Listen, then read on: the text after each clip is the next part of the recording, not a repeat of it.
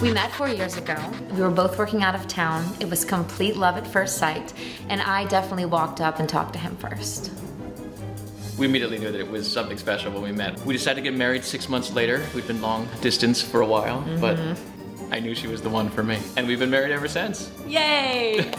We have a very happy marriage, but I think some of the things that he does are affecting my health. Some of the things I do. Yeah. I think some of the things you do are affecting my health. Please. Wait. Yep. Definitely you. It was Jenna and Chris who are here with us today, helping us answer the question, is your spouse making you sick? So obviously there's some disagreement here. Chris, you didn't seem willing to admit that you may be doing some things to make Jenna sick?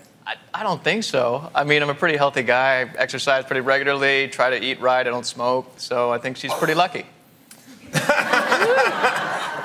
And Jenna seems to disagree, and in fact, what we did is we asked each of them what about their partner was making them sick. So Chris, are you ready to hear what Jenna said? We'll see. Let's take a look. I want to hear. I'm afraid my husband is making me sick. One of the things that bothers me about Chris is that he is a snorer.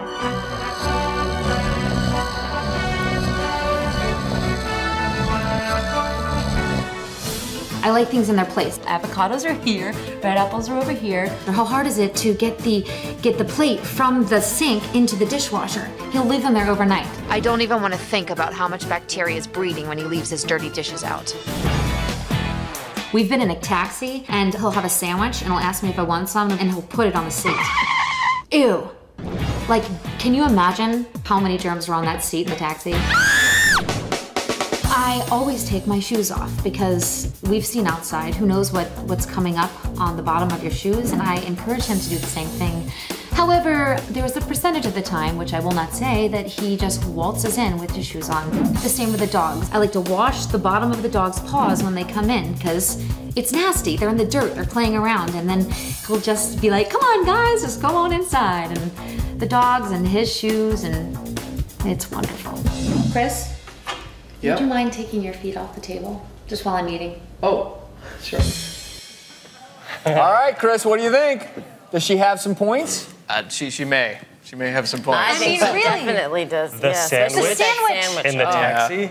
That's it happened. It only happened a couple of times. A couple. One's enough. So you didn't eat it, did you? Right? Yeah. Brewing frustrations here. Yeah. Valid points. And the shoes thing and the pet thing. Yeah, no, I'm with you. What's up with that? Not okay. Yeah. So I mean, you guys have been married for 3 years. Yeah. 3.5. And about 3.5. But you know, studies show that you're at that kind of point where the relationship stress kind of almost reaches its peak, and you're kind of in general, not necessarily with you guys, but this is kind of at that point where the nagging and the come up. The mismatch and things kind of come up. Totally. Yeah. We start the little things. It's the little things you're like, really? You don't notice, I guess, in the phase when you're in the beginning. You're like, oh, everything's perfect. We maybe get a little too comfortable with each other. I mean, in fact, this great study showed that 67% of people who responded to the survey said at this time, in the 3 and 3.5 years, the small irritations really started to become kind of more than just small irritations. Totally. And that's why you have a baby, because then you'll be too tired to nurse. But at the same time, Dr. Chris, do you think you could handle this? Right now. Yeah, absolutely. You could probably keep this. I'll definitely take my shoes off if we can also use that. That's fantastic. That's great. Cool. Well, we actually want the entire audience to have clean floors, so everybody is going home with a Mint automatic floor cleaner.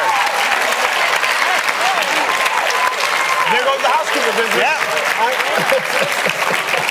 But of course, when people come over. Thanks to my husband's dirtiness that everyone gets a gift. So that's but Jenna, turnabout is fair play. what? No, it's just about him. I don't. So I'm good. let's see what happened when the tables were turned. I'm scared. I love my wife to death, but Jenna certainly knows how to nag. Which stresses me out. Chris, what is this? Chris. Yeah. She's very, very type A. For instance, if we're gonna go to bed, it's very important to Jenna that the dishes are clean, and it all has to get done right then, right there. Another pet peeve of mine is that Jenna likes to let the dog sleep in the bed with us. I don't want to cuddle with the dogs, I want to cuddle with my wife. And after the dogs spend the night in the bed with us, I have to get up in the morning and I have to grab a lint roller that we have next to our bed and I have to wipe all the dog's hair off the bed before we make it. She's always on my case about the smallest things. Chris, Yeah. did you leave a half-eaten apple on the breakfast bar? I'm gonna finish it later. That's disgusting, first of all, and is this a joke? No. And God forbid I don't follow her agenda. Get breakfast done at a certain time. She likes to make sure the trash is taken out at a certain time. She likes to make sure the dogs are out at a certain time. And I have to jump on board the schedule, and if I don't, there's gonna be trouble.